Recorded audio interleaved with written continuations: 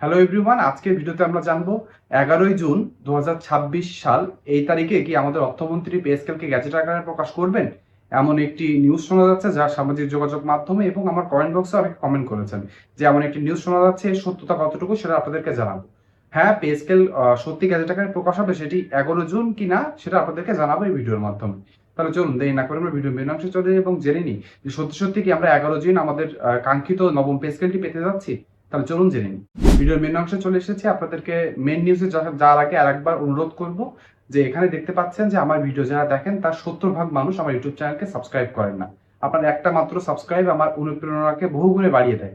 আমি প্রত্যেক দিন পিএসকে রিলেটেড যখনই কোনো নিউজ পাই সেটা ভিডিওর মাধ্যমে আপনাদের কাছে পৌঁছে দেওয়া থাকে আমার প্রথম লক্ষ্য। আপনার একটা সাবস্ক্রাইব কিন্তু আমার অনেক অনেক হেল্প করে আমার মানসিক যে মানসিক অ্যাবিলিটি রয়েছে সেটাকে কিন্তু বুস্ট করে। এজন্য বলবো অবশ্যই আমার ইউটিউব চ্যানেলটিকে সাবস্ক্রাইব করে দিবেন, ভিডিওটিতে একটি লাইক করে দিবেন এবং কমেন্ট বক্সে আলহামদুলিল্লাহ লিখতে ভুলবেন না। কারণ আমরা জানি মহান আল্লাহ কিন্তু সর্বশক্তিমান, তিনি চাইলে পে স্কেলটি আমরা খুব তাড়াতাড়ি বাস্তবায়ন হয়ে সরকারি চাকরিজীবীদের কাছে চলে আসতে পারে। তাহলে চলুন দেরি না করে আমরা জেনে নিই 11 জুন রিলেটেড সর্বশেষ কি আপডেট রয়েছে। আমার কাছে যে রিপোর্ট রয়েছে সেখান থেকে আমরা জানতে পারছি যে 11 জুন পে স্কেল নিয়ে একটি চূড়ান্ত রিপোর্ট আসতে পারে এবং চূড়ান্ত সম্ভাবনা দেখা দিয়েছে যে ওই দিনই গ্যাজেট আকারে প্রকাশ হতে পারে। আপনাদেরকে বলে দিতে চাই যে গ্যাজেট কি 11 জুনে হবে এমন কোনো বাধ্যবাধকতা নেই, কিন্তু 11 জুন পে স্কেল নিয়ে একটি বড় আপডেট পাওয়া যাবে এটা আমরা শিওর থাকতে পারি। কেন আমি এমন বলছি? আমি বলছি কারণ 11 জুন কিন্তু আমাদের নতুন অর্থ বছর অর্থাৎ 2026-27 অর্থ বছরের বাজেট উপস্থাপন করবেন, বাজেটের যে খসড়া রয়েছে সেটা উপস্থাপন করবেন আমাদের অর্থমন্ত্রী জনাব আমির খসরু মোহাম্মদ চৌধুরী আমাদের জাতীয় সংসদ অধিবেশনে। তার মানে ওই দিন কিন্তু তারা আমরা বুঝতে পারবো যে পে স্কেল রিলেটেড কোনো বরাদ্দ রাখা হয়েছে কিনা। আমরা সকলে জানি গুঞ্জন কিন্তু উঠেছে এবং বিভিন্ন নিউজ পত্রিকার মারফত আমরা জানতে পেরেছি প্রায় 25 থেকে 30 হাজার কোটি টাকা আংশিক পে স্কেল বাস্তবায়নের জন্য কিন্তু রাখা হয়েছে। 11 জুন আমরা সেদিন জানতে পারবো যে কোন কোন খাতে কিভাবে বাস্তবায়ন করা হচ্ছে এবং সরকারি চাকরিজীবীদের জন্য পে স্কেল কিন্তু অনেক দিনের একটি আশা আকাঙ্ক্ষা। এটা যদি বাস্তবায়ন করা হয় অবশ্যই আমরা ওই দিন জানতে পারবো এবং পে স্কেল যখন আমরা ভাগ করব এবং দেখতে পাবো যে কোথায় কোথায় পে স্কেলের জন্য যে অর্থ বরাদ্দ রাখা হয়েছে সেগুলো কোথায় কোথায় খরচ হচ্ছে এবং রাজস্ব খাত আমরা জানি প্রায় 1 লক্ষ কোটি টাকার প্রয়োজন রয়েছে প্রত্যেক বছর। সেখানে যদি এক্সট্রা বরাদ্দ আসে তখনই কিন্তু আমরা বুঝে ফেলতে পারবো যে হ্যাঁ, পে স্কেল আংশিক আকারে বাস্তবায়ন হতে চলেছে।